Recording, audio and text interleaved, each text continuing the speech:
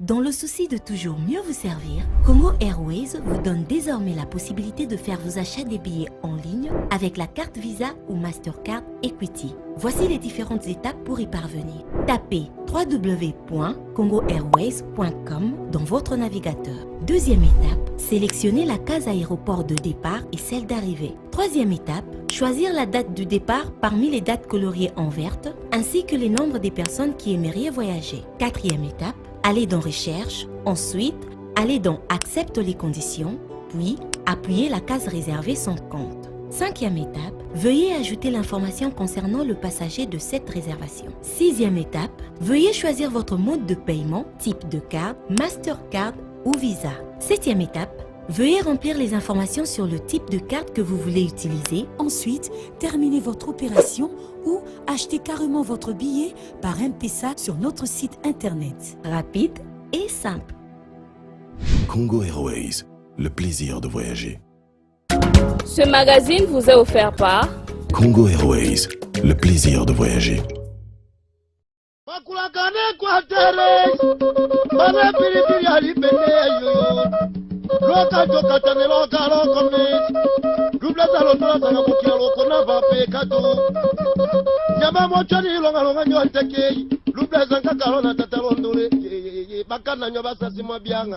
Mukumba ya koloba makambo Equateur na Kinshasa tangu yazoloba makambo oyo ebongina alakisa bango que les premiers habitants de l'Afrique habitent dans les forêts équatoriales.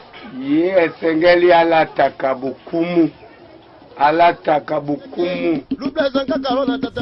Bote na bino boza kolanda Congo Promo eza bongo émission na bino bosepela nango makasi boza ebele na Kinshasa na Congo pe na monde mobimba boza kolanda Congo Promo non seulement kolanda mais ko encourager biso ko féliciter biso be ko mema ba débat na banda kuna bino na ba salon na ba mituka un peu partout.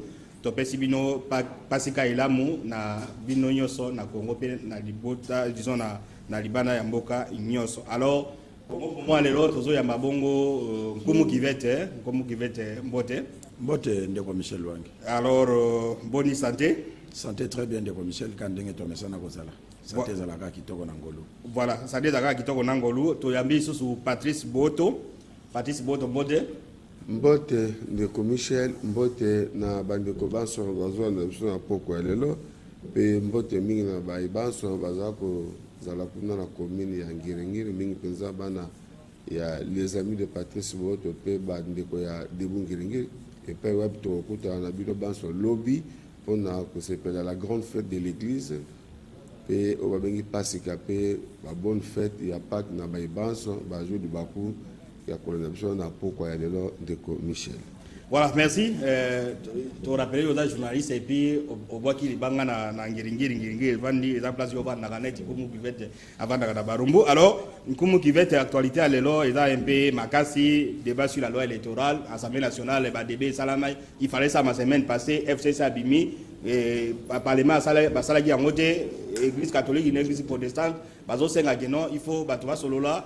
Et puis makambo ebele nini tozo solo lango lelo toloba pe batupe ba ebele bosa ba réflexion sur ba élection de Jean Masango ancien gouverneur banque centrale du Congo apesi pe ya réflexion tokoloba to kelepe na Équateur kotala makambo ezole kana Équateur notamment ba décider salama ki dernièrement mais avant d'y arriver moi réaction par rapport à émission to sala ki mise au point par rapport à ba journaliste ba bana ko véhiculer un tribal tout ça réaction des indeni par rapport à appréciation à Congo pour mon dossier.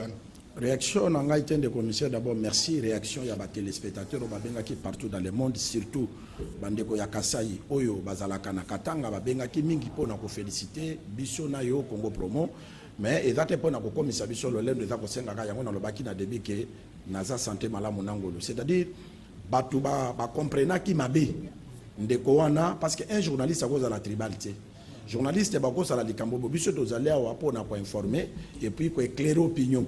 Et dans rôle na biso to la kiseka ke maloba mama wana alobaki ye bango bato ba okai komona mabe eza baeke ke pourquoi lobi na biso ke toliaka mbwate pourquoi lobi na biso ke toliaka mbisite ya lobi ke kutimi na bango baliaka te matanga ke kolote parce que na Congo awa tozwa ki réaction de komoka benga ka lobi awa na Katanga awa ba chinois Chinois ne ba komoli ya mbwa ba ici ba restaurant même ya bambwa pe tout congolais bikolo nyonso confondu ya 26 provinces ya Congo ba komi kokota na restaurant ba chinois kolia mbwa. C'est ça valeur d'un journaliste. Journaliste akokozala na ba légation ta comme magistrat, comme procureur, comme police, comme OPJ te. Biso toza na musala na biso ba service na tanyo na be bazana musala na bango. Donc biso toza ko éclairer kaka yango zo mona Congo Promo et ça suivi. Voilà, ils ont suivi. Patrice Bodo, oyemba liboso Congo Promo, est-ce que la daga mon andako, mon Congo Promo nini, moi observation par rapport à Congo Promo. Non, très bien, yango mona ye. Ce que zaki malonga tengo oyate. Obi surtout sur la rationalité, total rapidement mais ngamo que besoin et donc de malam félicitations. Yango moni pele on s'appelle ko partager dans nos plateaux ensemble. Voilà, alors tokei na Assemblée nationale. Nani débat ya loi électorale ngai salama et salamité FC Sabimi Église catholique na protestante babi que non il faut m'assurer salama. Alors pour nous aider les téléspectateurs va comprendre quelques innovations ya loi électorale ba sala quelques innovations. Première innovation, suppression du siège électoral et son remplacement par la condition de recevabilité des listes au prorata de 60% des sièges en compétition. Abandon de la proportionnelle et adoption du scrutin majoritaire. Organisation des élections des gouverneurs au second degré, mais dépôt de leur liste, disons, les députés doivent déposer la liste et les tickets du candidat du gouverneur auquel ils vont élire. Donc, et vous allez souhaiter que nous ayons un candidat, donc avant élection, les députés, ils ont voté pour une liste avant élection. Quand même, pour la politique, pour la corruption, ainsi de suite, moins innovation. Ça sera pareil dans l'élection en sénateur. Donc, avant sénateur, les députés vont voter sénateur avant même élection. Condition à moi là, namoni mususu interdiction d'avoir dans une province plus d'un sénateur. Donc na territoire moko, il faut ba sénateur pas diversifier na ba territoire nyon sur le côté. Interdiction de porter comme suppléant sous peine d'annulation de l'élection des parents en ligne directe ou collatérale. Au côté sous moi na suppléant moi na yo ainsi de suite. Interdiction de distribuer de l'argent. Na benga ki yo awa bino ba ko mo zaïbe ba kanda ba député ba pesa biso mo lecture élément ou interdiction de distribuer de l'argent des biens ayant une valeur pécuniaire ou tout autre avantage ainsi que la sollicitation ou l'acceptation d'un don quelconque pendant la campagne électorale. Donc campagne électorale on pesa pour l'auteur on pesa unité selon esprit il y a modification oyo. Alors moi na ke moi mbangu mususu o est important pour la démocratie na biso publication. Obligation de publier les résultats bureau par bureau au niveau du centre de vote et de consolider dans un résultat provisoire au centre local de compilation. Ba publier dans le bureau de vote mais comme dans centre local la compilation té. Mbala oyo na CRCR il faut pas publier ba résultat bureau de vote par bureau de vote. Nani obligation de remettre les PV aux partis politiques voilà pays à la institution de la sanction. Voilà où c'est important, institution de la sanction contre les présidents de la CENI et ceux qui interviennent dans la transmission et la centralisation des résultats en cas de refus de publication des résultats bureau de vote par bureau de vote. Nanga awa batuna ki ono lo etindi ngate na publier bureau mais bala oyo donc basali. Voilà quelques innovations où ils ont apporté dans la loi électorale ngumu au bandako bambakamba sei apparemment ba abandonner sei. Ndeko Michel d'abord félicitations que ba adopter ba loi wana et dans la ba proposition TP qui ndeka kaboyi. D'abord eloko oyo balobi ya que sénateur il faut ba député batinda kombo ya sénateur avant pour la gouverneur batinda kombo ya gouverneur avant il faut pas réfléchir pe corruption ko zala makasi. Qu'est-ce qui manque que sénateur akoki ko benga pe ba député apesi bango mbonga avant ça bango parce que corruption wana ndenge basala kango yeba na kate ba corrompaka ba député ça ba yeba omoni ba loi eza kitoko mais ba jouer pe na ba sanction que ceux qui va retrouver que candidat moko akutanaki na ba député pesi bango mbongo po na ba pesa kombo na ye balongoli ye. Alors na éclairci eloko wana idée ya parce que ya Lutundu là yoka ndeko Michel nazo comme de yo nazo idée ya Christophe Lutundu na batager na ba nyonso wana na place wana ezai boyi au moins la seule élection na circonscription de la province boye ou bien PPRD Abimi a gagné a eu ba siège disons FCC FCC a eu siège belé. Jouer élection, au moins la MSA a gagné gouverneur. Alors, obligation des anines.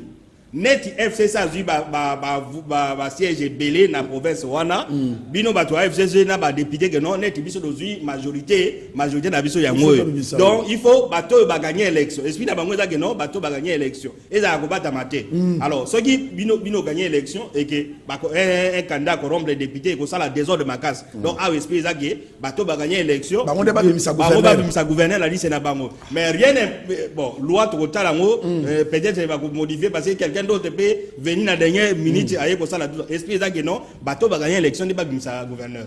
Merci de Michel oyebi makambo wana bande pa na biso de salama bandakala omoni na loi ya FIFA à l'arbitre ceux qui avaient à chiffler match avec club awa tamu sou fait club abeta na équipe à Brazzaville soki ba kutani na président ya club ya fait club après ça l'arbitre mbongo ba ko sanctionner avec club ba ko sanctionner par l'arbitre. On comprend. Mais et comment ndenge nini? Alibitre tanga kokoma akopesa numéro ya compte ya mwasi na ye. Ba vire mbongo na numéro ya compte ya mwasi na ye. Tango ya okene na mboka na ekuna akikokuta mbongo esi ekoma. On comprend. Donc biloko nyonso wana seni na biso ezwaka ba précaution parce que Congo makanisi bazwana eza kitoko pona ninde ko Michel ebi mboka na biso soki tozana ba difficulté parce que ba riche bazo lukaka bakoma desusu ba riche. Ba pauvre bazo s'enfoncer ka bazala ba pauvre or que sagesse nzambe apesa yango na bato nyonso bato bazana niveau ya koluka ke na sagesse na bango ba servir mboka lokola bazana mbongo ya ba corruption ta kozala ba député te moyeba koma ba député ezate mutu akokoza lazana ye mayele te azana ye na sagesse te azape notable te mais l'état azui mbongo akomi mbala moko gouverneur akomi mbala moko député national alors ba idée wana soki ba canaliser ngo pi ba sécuriser yango et ko aider que Congo etombwama. Alors Patrice votre repère lecture non par rapport à ba modification on a toujours inquiétude dans kumu awa ezana esprit ya loi ezake bato ba gagner élection de bako pesa liste de zoba député ba endosser liste wana mais à supposer que parti na bine gagner élection ou bien que la bine gagner élection na mboka wana na province wana te et que ba député na ndenge na bango bige non tozo amuto a parti à perdre élection tozo a Patrice Bo est-ce que n'est-ce pas il faut ba député ba réfléchir na point wana parce que ça peut arriver bino bobi ke lo lobi ke no bato baganye babi ke essentiel ezaka représenter combo ba ke ko zo amuto ba liembon n'est-ce pas au répondre inquiétude wana que non ba député ils doivent tirer et faire attention na disposition na pour ça ba lecture non par rapport na ba disposition sous. Merci Ndeko Michel, merci Ndeko Nkumu. Ce n'est qu'une proposition. Maintenant nous va voter en vote. Heureusement. Et que les canabasta de belé. Mais yo pesa proposition na yo même on a dit candidat député oui nazako ya. Parce que autour le bawana que l'élection de sénateur il faut dans chaque territoire. Non, chaque territoire a sa député maintenant sénateur moko comme ça mi balete. Alors ngai na li contre système wana ya bato ba gagner élection bango ba bimisa gouverneur trop ba bimisa nini soki initiateur de proposition wana nyoso asali yango c'est par rapport à okima corruption parce que comment nous vous ba député belé bon besoin gouverneur te. Cela veut dire quelque part. Mais on a compte dans le c'est une bonne idée pour la corruption. Ngai na boyi yango. Na ndenge nini? Donc olingi kaka. Non outsider moka bima. Ngai na laisser les Congolais libres de postuler et à ça la campagne na ye ceux qui a convaincre ba sénateur, il passe comme gouverneur, il passe sénateur. Il faut pas nous dire que non parce que bino besoin majoritaire. Vous avez beaucoup de... L'objectif est de lutter contre la corruption, mais il y a la corruption. Mais oui, mais non, il va lutter contre la corruption parce que nous, tout le monde, par exemple, la majorité, et la BIMISI, tout le monde a un électeur de 2006. C'est Adam Bombo qui était majorité, mais qui m'a dit gouverneur.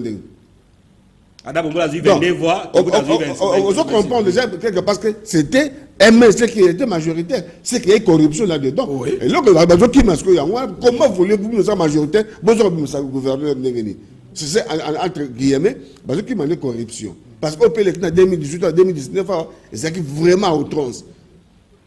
Donc, il y a une corruption, il y a une pendant la campagne électorale, qu'on peut savoir Mbongo, Don et consort, et qu'on permet de disqualifier. Parce que nous avons un pouvoir de redevabilité. Député appelle ça Rambon côté.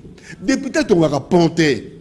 C'est ça le discours que tu mené en 2018. Les gens n'ont pas compris. Non, colombateur et député, ça c'est-à-dire que. Non, député. Non, c'est-à-dire que mission n'a pas bon côté, mais un député élu. On peut dire pendant la campagne électorale, qu'on constate que non, il y aura moins merveille. Mais après l'élection, un député peut faire quelque chose dans la constitution. C'est pas interdit. Eza Moussala est député. Faut tout ça là, malamu. Député, il y a discours nous anime pendant la campagne électorale. Qu'est-ce que tu amènes à la population pour convaincre Bango sur le plan discours? Ce n'est pas le rôle d'un député. Député Yandé, bon voter Ngaï, sur Nakei, voilà ce que je vais vous proposer. Vous savez, député Kami Balé, qu'on légiférer, peut qu'on contrôler. Mais pour contrôler, qu'est-ce qu'il me faut? Pour légiférer, pour la population, on va se retrouver. Alors, à travers la loi. Donc, on a pour la campagne électorale, bien sûr que ça. Parce qu'à ce moment-là, tout ça a achat de conscience.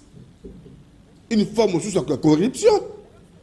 Mais est-ce que banderole, c'est ça avoir la corruption? Banderole, c'est un instrument de campagne.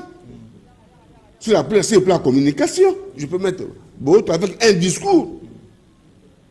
Ok, alors, Nani, pour Moussoussou, il y a publication, c'est aussi important, publication, bureau de vote par bureau de vote de la CENI. Parce que, même, et puis, il y a aussi une disposition, peut-être qu'on n'a pas lu, et ça c'est important. Alors, oui, soit il contentieux électoral et salami, CENI, il est à quoi sa preuve, parce que tu as preuve, na candidat, tu as dit, matin, il faut le sa preuve et tout ça. C'est aussi une disposition. Il y a aussi sa présidente CENI qui non, publier les résultats de vote bureau par bureau. C'est quand même quelque chose d'intéressant. Intéressant.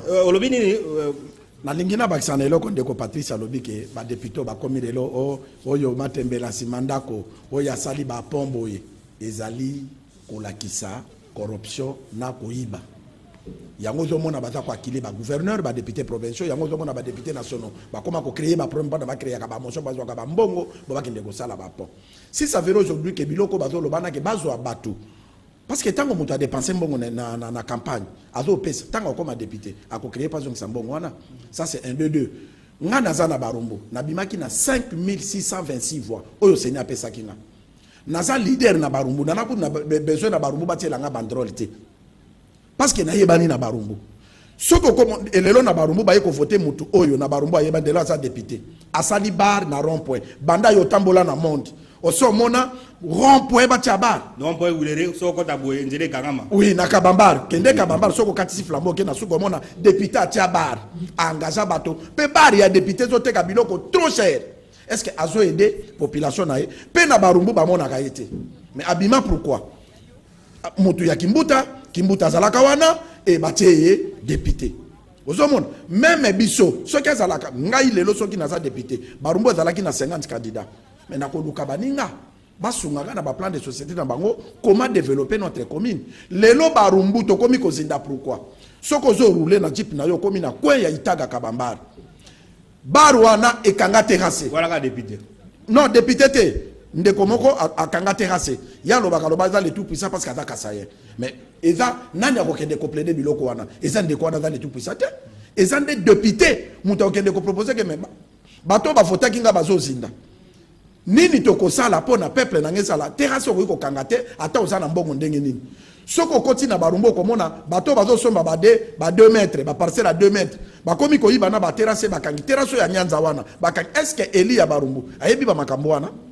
Donc c'est un problème yake soki ba longoli biloko wana ba chaque commune chaque province ba ko voter ba député na bango oyo ba ko représenter bango o ba solo la kana population na bango pour na ba commune ou bien ba province et comment développer biloka ba shawana yake otie ba banderole na yebele otie ba biloka ebele ba polo okomi ko benga batu okomi kota na ba église siko ba kota ba église te ba kota ko pesa ba don ya banine en tout cas soki ba sali lo wana et kozala très bien pour batu ya valeur babima ba député pour na ko représenter population valablement. Voilà, tozo EDP c'est aussi la mission à Congo pour ba député ba Hollanda bota élection en France ngezo sala.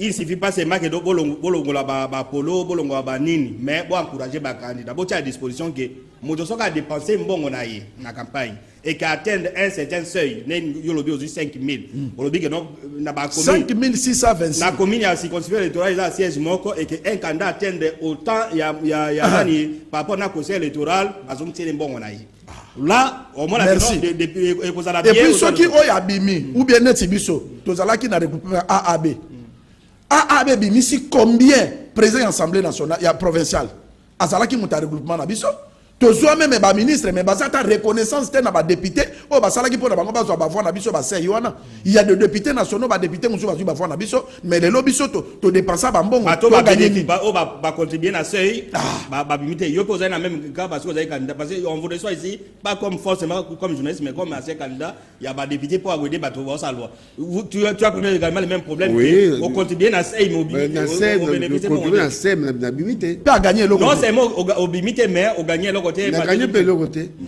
Voilà, c'est ça. Ok. Nous déplorons. Voilà, nous espérons que la disposition à la loi, et ça l'a bien, et ça la paix consensus.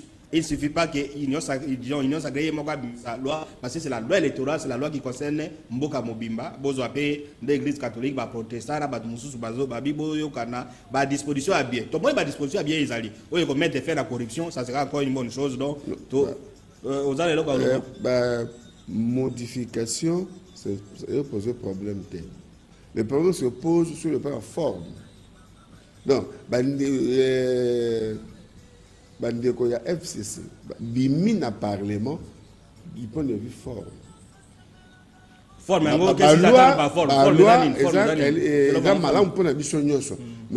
c'est de la manière dont le président a saigné.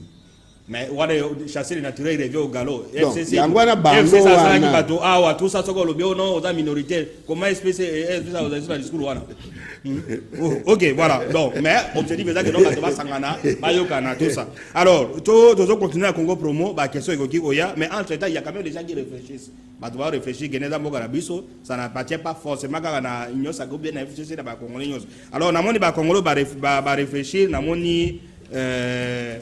Jean-Claude Massangu Moulongo, Yamona Bengio, Patrice Boto, édité la journal, les journaux, au Tiango, l'avenir risque d'être sombre. Jean-Claude Massangu par rapport à la position électorale. Nini, Jean-Claude Massangu, mon avenir est sombre par rapport à Nini. Parce que, à l'objet était invité dans la société civile dans le centre diocésain, c'est qui a Solana Bango parce que, pourquoi Babenga qui est? Quand même, il y a gouverneur honoraire. Il y a Banque centrale du Congo.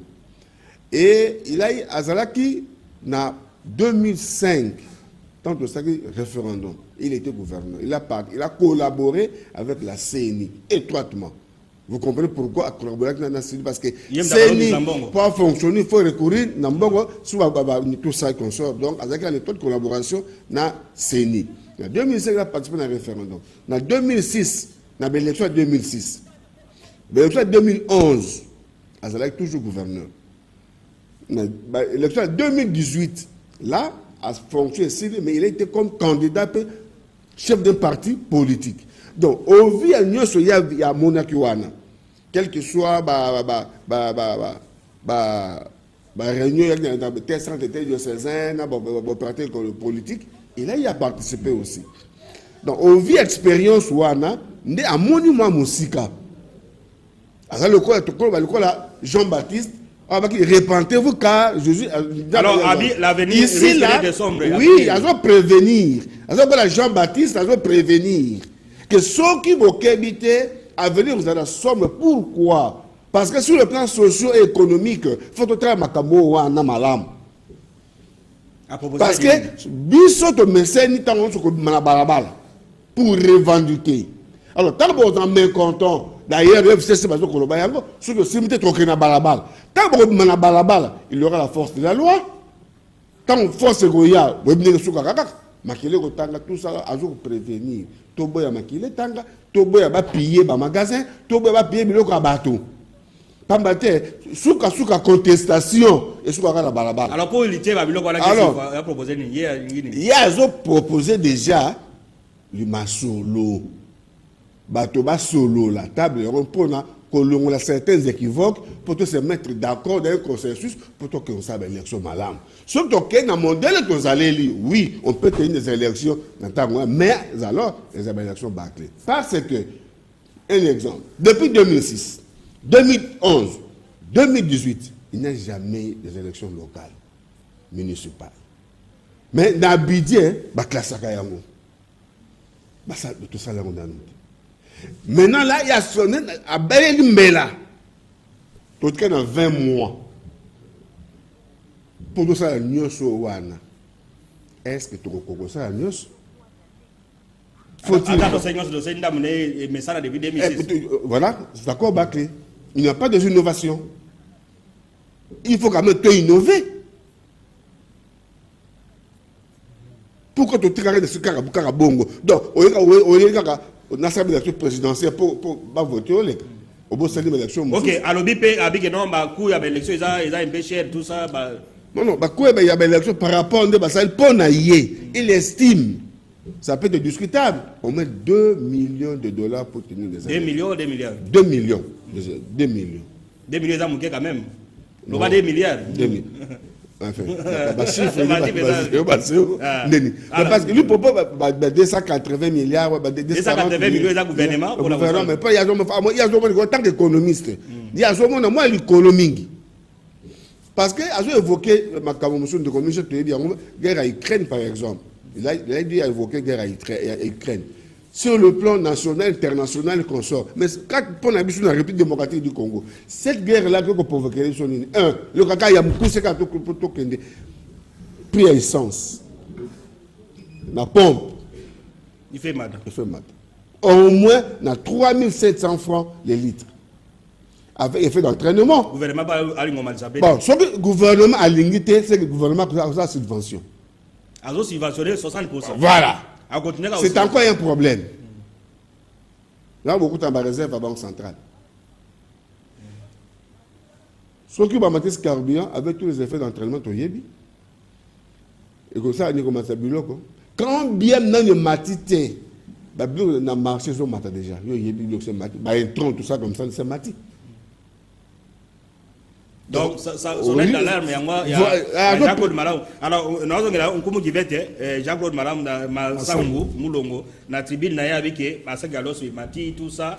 Donc, inflation, bani, non soit des conseils à Guénon, est-ce que Azar a raison ou bien Azar a tort? Ndeko Michel, ce qui n'a pas tort, c'est que nous avons de Congo. Au moins, même biloko Seigneur Zoloba, ce qui te commis dans ma proposition, Mboka Nabiso, hein? Nde tobo sanaka ba valeur omona otolo bana de ko Patricia tango FC Sabimaki balingi ba bandaka ka théâtre oyo bato IDPS bazalaka nango soki ba le papa mona eke aza opposé ya malamu atelemeli même likanisi ya mabe non ba Jean-Claude Masango bazali batu moko o baza considéré na mboka oyo ke tango balingi bazwa ba décision ya ndengo wana neti na ba budget ya semi. C'est la semence congolais, il y a comprendre Ndeko Michel. Il faut pas bien appeler batu ya ndengo wana kendeko na ndenge yo salaka au Simba Banque Centrale au yebi parce que mutu afandi na mbongo ya Congo yende gouverneur mais aza mutu aza n'importe qui te babilo kazo pesa wana soki to telemeli yango Ndeko Patrice alobaki ke azali Jean-Baptiste te Azalinde Eli. Parce que Jean ayakande ko préparé. Eli nde a monaka danjo yekoya. Nda yebisi batuke. Boke baba mbule kobeta. Vous comprenez? Et Noé mbule kobeta. Boya toko tisabiloko na totonga masuwa. Pourtant mbule kobeta tokufate. Batonyo so ba ignoraka Noé basuka wapi. Ba naja bakufa. C'est ça Jean-Claude Massango. Azana mbela ya kobelela ke to sala boye.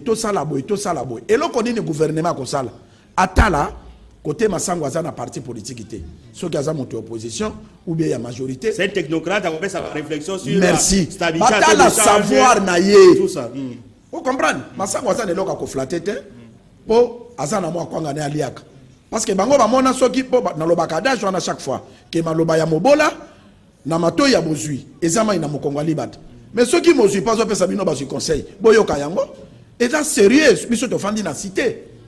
Et là que zala qui na ça qui a l'osso il y a 25 kg le la barumbo comme ina 53 000. Lipa 200 000 et 200 Kalakoute zalaki lipa moi na il y a 5 ans azoli a lipa moko mais lelo moi na 5 ans comme on li a démap. Il y a 300 aussi 300 comme mukuse boy. Bon, est-ce que ba inflation ndengo wana yango nzamba pambola ancien gouverneur parce qu'il y a des statistiques, il y a des mamakamounyos et loko biso mo di biso na mboka na biso de commission to zalaka soki moto apesi likambu na ko appuyer pour nani parce que tango na ko mta Jean-Claude Masango ya komata mais ngana boko ba na place ya zalité pourquoi pas ko appuyer ndeko oyo azopesa makanisa bien pour na tombama ya mboka parce que makanisa azopesa na ezaka pour na yete na libota na yete eza pour intérêt ya mboka c'est très important ya koyoka bato bazo gérer mboka ba benga ye ba solo la comment faire omona ki zizani mo kesala ke pas présent seni mutuka ezata mususu $10,000 balobi tolanda ki yango na ba TV na na yo et comme ba million comme $25,000 tout ça pourquoi comment bokoki boyebi ndenge mboka tambolaki ba ancien président ba seno ba géraki seno na bazali on comprend Afri mezali yao qu'est-ce qui manque au gouvernement la station de marché c'est salama déjà mes ali on peut recourir tout ça mais c'est ça il peut y avoir une différence de $5,000 mais ça ne donc la folie de grandeur wana ezozongisa mboka ciment il faut total akake non ton nom comme qui fait DG, tu as dit que DG, frein de fonctionnement, tu appelles ça, ou bien frein d'installation, tu appelles ça tous les badés à la $10,000. Nga soki na kiko lobano, nga ilokola na komi DG na kuti ba mire komi salité ba kitu ebe ba to sala boy. Mo pesa nga boy. Mais ba koloba papa, mutu na pa kota ka changer ka ba rideau, a changer peinture, a changer ba kit, a zo ka $10,000. Yo poko zo $10,000. Eza mbela nde kwa zo belela. Que seni lokola bandi na biloko wana, akoya ko bakisa ba mbongo ebele, alors ngai na zalaki na banque centrale tala mbongo ebima ke za boy. Mikolo tikali muke. Est-ce que bozo préparé? Voilà, mikolo tikali muke ozo to aussi ça point wana conclusion na ezake non, il faut une table ronde. Le président de la République a zo ke de Grand Équateur. Place ni bureau à réflexion ezali. Télévision. C'est simple de dire que non. Pourquoi ça là-bas? Qui est en train de réfléchir sur ça? Pourquoi ça là? Ce qu'on remarque que premier ministre a kendaki. Ba même qui journaliste à ma cité. Ba même ni ba groupe d'amis ba petit na bango bani na bango. Nous étions les seuls à avoir restitué ma premier ministre. Alors président de la République Yemoko. Aluka conseiller moko biso de kopese conseil on a dans la montée équatoriale.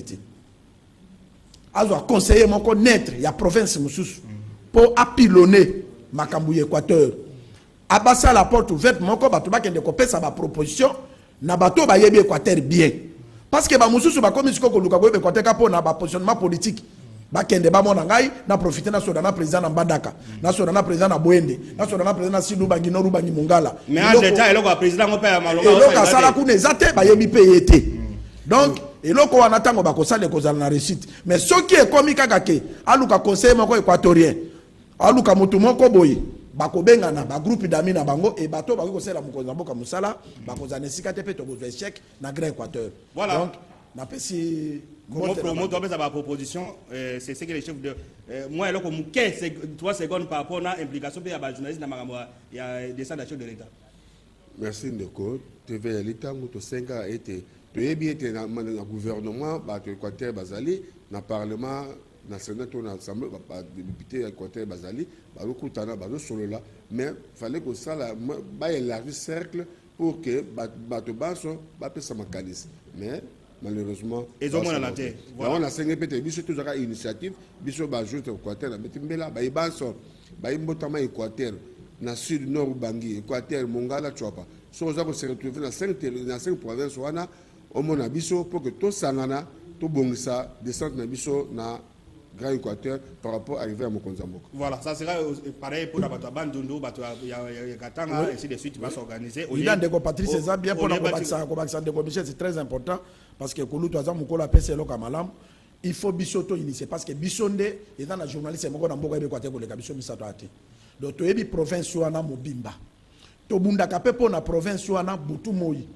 Il faut te convoquer, te benga biso, te sali memo na biso, te ke to tiki na cabinet chef de l'État que autant de journalistes au bako sali lo musala kuna bangoyo pour na ba pesa biso avion o ya ko permettre to tambola tous les 5 provinces de membres ya Grand Équateur. Merci, na confiance, ne to kutani na poste koya. Merci. Dans le souci de toujours mieux vous servir, Congo Airways vous donne désormais la possibilité de faire vos achats des billets en ligne avec la carte Visa ou Mastercard Equity. Voici les différentes étapes pour y parvenir. Tapez www.congoairways.com dans votre navigateur. Deuxième étape, sélectionnez la case aéroport de départ et celle d'arrivée. Troisième étape, choisir la date du départ parmi les dates coloriées en verte, ainsi que les nombres des personnes qui aimeraient voyager. Quatrième étape, allez dans Recherche, ensuite, allez dans Accepte les conditions, puis appuyez la case réservée son compte. Cinquième étape, veuillez ajouter l'information concernant le passager de cette réservation. Sixième étape, veuillez choisir votre mode de paiement, type de carte, Mastercard ou Visa. Septième étape, veuillez remplir les informations sur le type de carte que vous voulez utiliser. Ensuite, terminez votre opération ou achetez carrément votre billet par M-Pesa sur notre site internet. Rapide et simple. Congo Airways, le plaisir de voyager. Ce magazine vous est offert par Congo Airways, le plaisir de voyager.